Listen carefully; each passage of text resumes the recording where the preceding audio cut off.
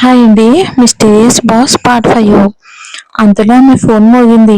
Screen పై నేహాని కనిపించగానే వెంటనే లేచి సరిగ్గా కూర్చుంది. హలో మేడం అని జాన్వి అంది. ఏం చేస్తున్నావు? ఉదయం నుంచి ఏం జరిగింది? ఏమేం చేశారు? అని నేహ వరుసగా క్వశ్చన్లు అడగడం మొదలుపెట్టింది. మేడం, ఉదయం బ్రేక్ఫాస్ట్ చేశాం. తర్వాత సార్ నన్ను మాల్కి తీసుకెళ్లారు అని జరిగిన విషయం చెప్పింది. మాల్కా ఏమైనా కొన్నారా అని నేహ ఆసక్తిగా అడిగింది.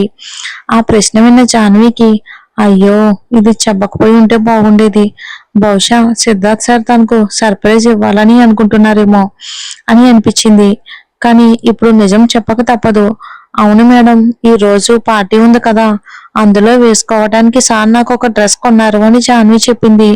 ఇక అవతల ఒక్కసారిగా నిశ్శబ్దం అలుముకుంది. హలో మేడం, మేడం అని జాన్వి మళ్ళీ మళ్ళీ పిలిచింది. ఆయన నీకు డ్రెస్ కొన్నారని ఎక్కువగా ఊహించుకోవద్దు. నీ దగ్గర పార్టీకి సరిపోయే బట్టలు లేవు కాబట్టే కొని ఉంటారు.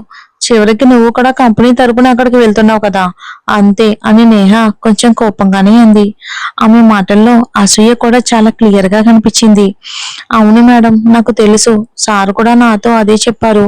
మీరు ఇక్కడ ఉండుంటే నన్ను పార్టీకి తీసుకురావాల్సిన అవసరం ఉండేది కాదని కూడా చెప్పారు అని జాన్వి అంది ప్రశాంతంగా. అదే నిజం. మా అమ్మను హఠాత్తుగా హాస్పిటల్లో చేర్చాల్సి వచ్చింది. అందుకే నేను తప్పనిసరి పరిస్థితుల్లో రాలేకపోయాను. సరే, సిద్ధార్థ్ నా గురించి ఇంకేమైనా మాట్లాడ్డా అని నేహ అడిగింది. ఈసారి ఆమె గొంతులో ఆనందంతో పాటు గర్వం కూడా క్లియర్ గా వినిపించింది. ఆ లేదు మేడం అని జాన్వి సమాధానం ఇచ్చింది. సరేలే, ఒక పని చెయ్యి. ముందు ఆ డ్రెస్ వేసుకుని చూడు. అది నీకు అంతగా బాగుండదనిపిస్తుంది. అవసరమైతే బయట నుంచి ఒక చీర తెప్పించుకో. ఈ రోజు పార్టీలో కాస్త మెరిసే రంగులే బాగుంటాయి. ముఖ్యంగా ఎరుపు రంగు చీర తీసుకో, సరేనా అని నేహ ఆలోచిస్తూ చెప్పింది. మేడం, ఈ పార్టీ మోడర్న్ థీమ్ తో జరుగుతుంది. అలాంటి చోట చీర బాగుంటుందా అని జాన్వి సందేహంగా అడిగింది. ఎందుకు బాగుండదు? ఇప్పుడు మోడర్న్ డిజైన్ లో కూడా చాలా చీరలు వస్తున్నాయి. అలాంటిది ఏదైనా డిఫరెంట్ గా ఉన్నది తీసుకో. తర్వాత నాకు ఫోటో పంపించు అని చెప్పి నేహ ఫోన్ పెట్టేసింది. జాన్వి ఆ డ్రెస్ వైపుకి ఒకసారి చూసి కవర్ తీసుకుని ఇక వాష్రూమ్ లోకి వెళ్ళింది. కొద్దిసేపటికి తర్వాత బయటకు వచ్చింది. ఆమె ఒంటిపై పసుపు రంగు వెస్ట్రన్ డ్రెస్ ఉంది. అది మోకాల కింద వరకు ఉంది. మెడ దగ్గర వెనుక భాగంలో కొంచెం ఓపెన్ గా ఉన్నా ఎక్కడా కూడా అసభ్యంగా అనిపించేలా లేదు ఆ డ్రెస్. అయితే అలాంటి దుస్తులు వేసుకునే అలవాటు లేకపోవడంతో జాన్వికి చాలా ఇబ్బందిగా అనిపించింది.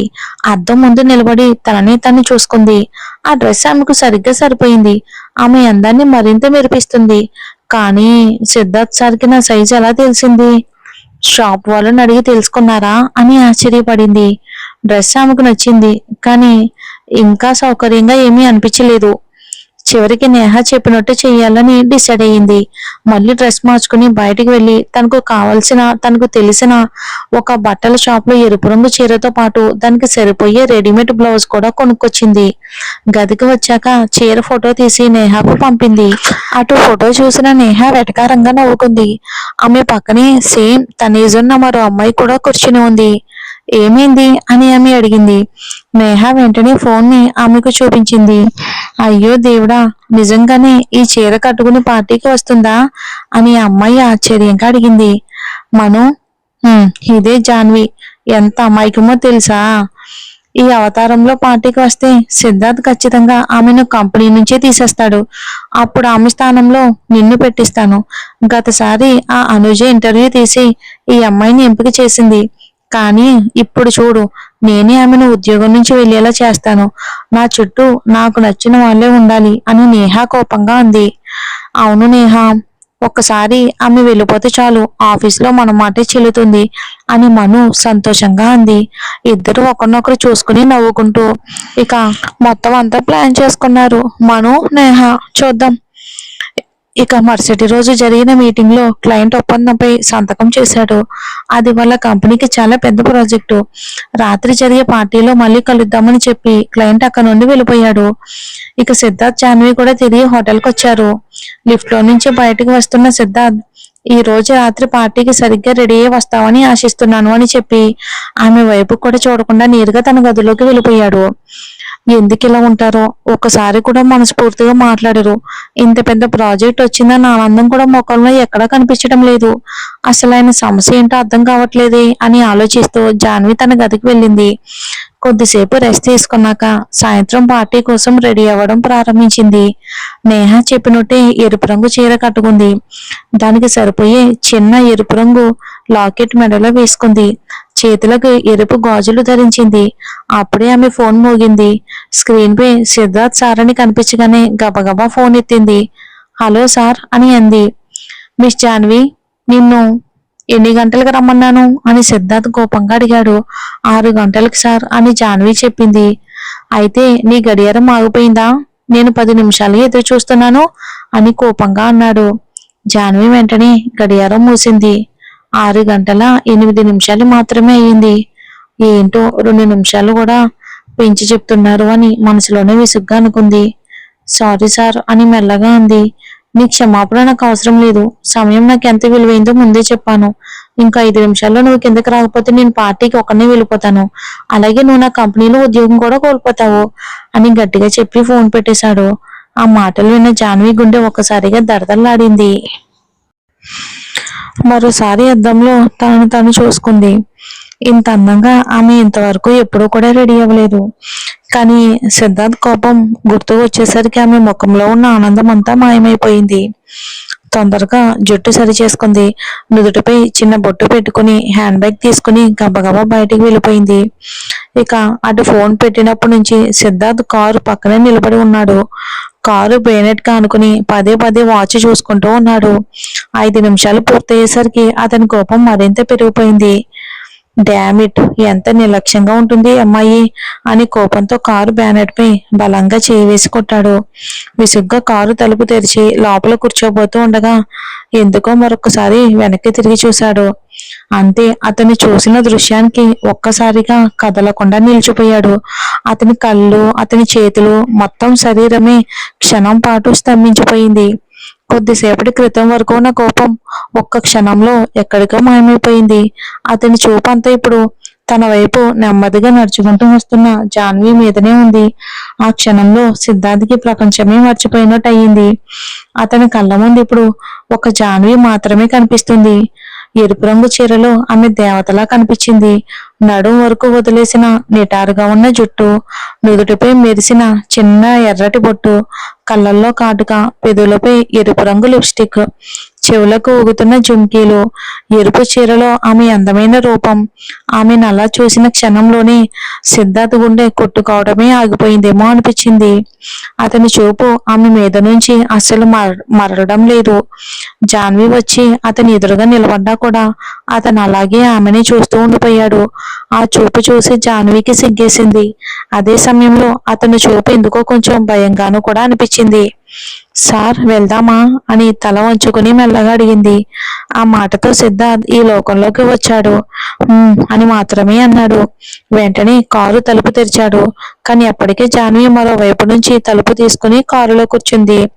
సిద్ధార్థ్ కూడా ఏదో తెలియని మత్తులో ఆమె పక్కనే వెళ్లి కూర్చున్నాడు. అయితే ఇప్పుడు అతని మనసు మాత్రం అతని మాట వినడం లేదు. మళ్ళీ మళ్ళీ ఆమెని చూడాలి అనిపిస్తుంది. అందుకే దొంగ చూపులతో పదే పదే ఆమె వైపుకు చూస్తూనే ఉన్నాడు. అతను తనను అలా చూస్తున్నాడని జాన్వికి కూడా అర్థమవుతుంది. దాంతో ఆమెకు చాలా ఇబ్బందిగా అనిపించింది. అయినా ఎందుకో అతని చూపులో ఒక తీయటి అనుభూతి ఉంది. ఆ చూపు తన మీదే ఉండాలని ఆమె మనసు కూడా కోరుకుంటుంది.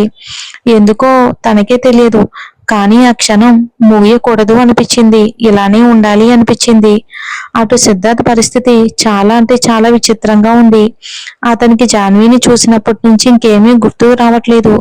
ప్రపంచం మొత్తం మాయమై ఈ లోకంలో తాను జాన్వి మాత్రమే మిగిలిపోయినట్టు అనిపిస్తుంది. ఎక్కడికి వెళ్తున్నారు, ఎందుకు వెళ్తున్నారు అనే విషయం కూడా అతను పూర్తిగా మర్చిపోయాడు. అతని మనసు అంతా ఇప్పుడు జాన్వితోనే నిండిపోయింది. కారు పార్టీ జరుగుతున్న ప్రదేశానికి చేరుకున్న తర్వాత సిద్ధార్థ్ కొద్దిగా తేరుకున్నాడు. మరోసారి జాన్వి వైపుకు చూశాడు. ఆమె కట్టుకున్న ఎరుపు చీర కనిపించగానే తాను ఆమె కోసం కొన్న డ్రెస్ గుర్తొచ్చింది. వెంటనే అతని ముఖం మళ్ళీ గంభీరంగా మారిపోయింది. మిస్ జాన్వి, ఇదేంటి? నేను ఇచ్చిన డ్రెస్ ఎక్కడా అని కోపంగా అడిగాడు. జాన్వి అయోమయంగా అతని వైపుకు చూసింది. నేను ఇచ్చిన డ్రెస్ వేసుకుని రావాలని చెప్పాను కదా, ఆఫీస్ పార్టీకి ఇలా చీర కట్టుకుని ఎవరైనా వస్తారా అని ఈసారి కొంచెం నెమ్మదిగా అన్నాడు. ఆ మాటలు విన్న జాన్వి ముఖం ఒక్కసారిగా మసక బారిపోయింది. ఆమె ముఖంలో కనిపించిన బాధ సిద్ధార్థ్ కూడా ఎందుకో నచ్చలేదు. సారీ సార్, కానీ నేను అలాంటి బట్టలు ఎప్పుడు వేసుకోను అని మెల్లగా అంది. అందుకేనా ఆఫీస్ పార్టీకి ఇంత మెరిసే చీర కట్టుకుని వచ్చావు అని సిద్ధార్థ్ అన్నాడు. ఆ మాటతో జాన్వి మనసు నొచ్చుకుంది. నిశ్శబ్దంగా ఏమీ మాట్లాడకుండా బాధతో తల వంచుకుంది. అప్పుడే మిస్టర్ కన్నా అతని సహచరులు వాళ్ళకు వెల్కమ్ చెప్పడానికి వచ్చారు. ముందుగా సిద్ధార్థ్తో చేయి కలిపారు. తర్వాత జాన్వి వైపుకి తిరిగి చూశారు. ఓ మై గాడ్ జాన్వి, ఈ రోజు మీరు చాలా అందంగా కనిపిస్తున్నారే అని మిస్టర్ కన్నా చిరునవ్వుతో అన్నాడు. జాన్వి కూడా చిన్నగా నవ్వుతూ థ్యాంక్ యూ సార్ అని చెప్పింది. ఇక తర్వాత కన్నా వారిద్దరిని పార్టీ హాల్లోకి తీసుకెళ్లాడు. ఇప్పుడు మాత్రం జాన్వికి చాలా అసౌకర్యంగా అనిపించింది. ఎందుకంటే పార్టీలో చీర కట్టుకుని వచ్చింది ఆమె ఒకతే. మిగతా అందరూ ఆధునిక దుస్తుల్లో చాలా హుందాగా కనిపిస్తున్నారు. ఇక మీదట నేహ మేడం మాట అస్సలు వినకూడదు అని మనసులోనే తిట్టుకుంది. అయితే ఆ రోజు జాన్వి నిజంగానే అందరి చూపులు తన వైపుకు తిప్పుకునేంత అందంగా కనిపిస్తుంది. పార్టీలో ఉన్న అబ్బాయిల చూపు ఆమె మీదనే నిలిచిపోయింది. కానీ చీర కట్టుకుని రావడంతో కొందరు అమ్మాయిలు మాత్రం ఆమె గురించి గుసగుసలాడుతున్నారు. పైగా ఆమె సిద్ధార్థ్తో కలిసి రావడం చూసి వాళ్ళల్లో చాలా మందికి అసూయ కూడా కలిగింది. ఇక అటు సిద్ధార్థ్ మాత్రం మాటి మాటికి జాన్వీనే చూస్తున్నాడు. ఎంత చూసినా అతనికి తనివి తీరడం లేదు. ఇంతవరకు అతని జీవితంలో ఎంతో అందమైన అమ్మాయిలు ఎదురయ్యారు. కానీ జాన్విని చూస్తే తనలో కలుగుతున్న భావన మాత్రం చాలా పూర్తిగా కొత్తది. అదే ఎందుకు అతనికి నచ్చడం లేదు. ఆ భావాన్ని మనసులో నుంచి దూరం చేయాలని ఎంత ప్రయత్నించినా సాధ్యం కావట్లేదు. దాంతో అతనిలో చిరాకు పెరిగిపోతుంది. పార్టీలో ఏ విషయం పైన అతనికి దృష్టి నిలవటం లేదు. ఆ ఆలోచనలోనే ఎంత మద్యం తాగాడో కూడా అతనికే తెలియలేదు. ఈ రోజు మాత్రం ఎప్పటికంటే ఎక్కువగానే తాగేశాడు. నెమ్మదిగా మత్తు అతన్ని ఆవహిస్తుంది. కొంతసేపటికి పార్టీ ముగిసింది. అందరూ బయటకు వచ్చారు. బయట చిరు జల్లులు పడుతున్నాయి. సిద్ధార్థ్ ఇంకా క్లయింట్లతో మాట్లాడుతూనే ఉన్నాడు. జాన్వి ఒంటరిగానే బయటకు వచ్చింది. అతను వచ్చే వరకు ఎక్కడైనా వేచి ఉండాలని ఇక హోటల్ బయట ఉన్న తోటలోకి వెళ్ళింది. ఇక చినుకుల్లో కొద్దిగా తడిచిపోయింది. ఆమె చీర తడిచి శరీరానికి అంటుకుంది. అయితే చుట్టుపక్కల ఎవరూ లేకపోవడంతో తోటలో ఉన్న చిన్న షెల్టర్ కింద నిలబడి ఉంది. సిద్ధార్థ్ మాత్రం ఇంకా రాలేదు. జాన్వి కొంచెం వంగి తన తడిచిన జుట్టును వెనక్కి విదిలించింది. అప్పుడే వెనక నుంచి ఒక గొంతు వినిపించింది. జాన్వి. ఆమె వెనక్కి తిరిగి చూసింది. సిద్ధార్థ్ అక్కడే నిలబడి ఉన్నాడు. అతను కూడా చిరుజల్లుల్లో కొద్దిగా తడిచిపోయాడు. సార్ వెళ్దామా అని జాన్వి జుట్టును వెనక్కి విదిలించగానే అందులోని నీటి చుక్కలు వెళ్లి సిద్ధార్థ్ ముఖంపై పడ్డాయి. అతను వెంటనే కళ్ళ ముందు చేయి పెట్టుకున్నాడు. సారీ సార్ అని జాన్వి ఇబ్బందిగా అంది. అతను నెమ్మదిగా చేయి దించి ఆమె వైపుకు చూశాడు. వర్షపు చినుకుల్లో నిలబడి ఉన్న జాన్విని చూసి ఒక క్షణం మంత్రముగ్ధుడయ్యాడు. తడిచిన చుట్టూ ఆమె చెంపలకు అంటుకుంది. మెడపై నుంచి కారుతున్న నీటి చుక్కలు ఆమె వేసుకున్న లాకెట్ మీదుగా నెమ్మదిగా కిందికి జారుతున్నాయి. తడిచిన చీర వల్ల ఆమె రూపం మరింత అందంగా మెరిసిపోతుంది. ఆ దృశ్యం చూసిన సిద్ధార్థ గుండె వేగంగా కొట్టుకోవటం మొదలయ్యింది. ఆమె అందం అతని మనసును పూర్తిగా కట్టిపడేసింది. అతనికి తెలియకుండానే ఒక అడుగు ముందుకు వేశాడు. ఇక వచ్చి ఆమెకు చాలా దగ్గరగా నిలబడ్డాడు. అతను అంత దగ్గరగా రావటంతో జాన్వి ఒక్కసారిగా తడబడింది. సహజంగానే ఒక అడుగు వెనక్కి వేసింది. అప్పుడే సిద్ధార్థ్ ఆమె నడుము వైపుకు చేయి చాపాడు. ఆ అనుకోని స్పర్శకు జాన్వి ఒక్కసారిగా ఇక తన ఒళ్ళు ఒక్కసారిగా వణికిపోయింది. భయంతో సిద్ధార్థ్ వైపుకు చూసింది. అతని కళ్ళల్లో ఆమె ఎప్పుడూ చూడని కొత్త భావం కనిపించింది. అది మద్యం మత్తు మాత్రమే కాదు, ఏదో తెలియని ఆకర్షణ కూడా. ఆమెకి ఏం చేయాలో అర్థం కాక నిలబడిపోయింది. అంతలోని సిద్ధార్థ్ ఇంకొంచెం దగ్గరకు వచ్చాడు. అతని వేడి శ్వాస ఆమె ముఖాన్ని తాకుతుంది.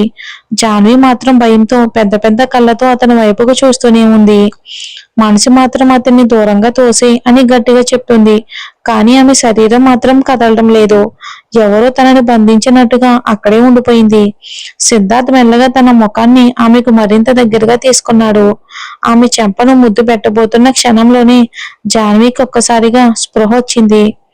సార్ మీరేం చేస్తున్నారు అంటూ అతన్ని బలంగా తోసేసింది. ఆ దెబ్బకు సిద్ధార్థ్ 2 అడుగులు వెనక్కి వెళ్ళాడు. అదే క్షణంలో అతని మత్తు కూడా ఒక్కసారిగా దిగిపోయింది. అతను అయోమయంగా జాహ్నవి వైపుకు చూశాడు.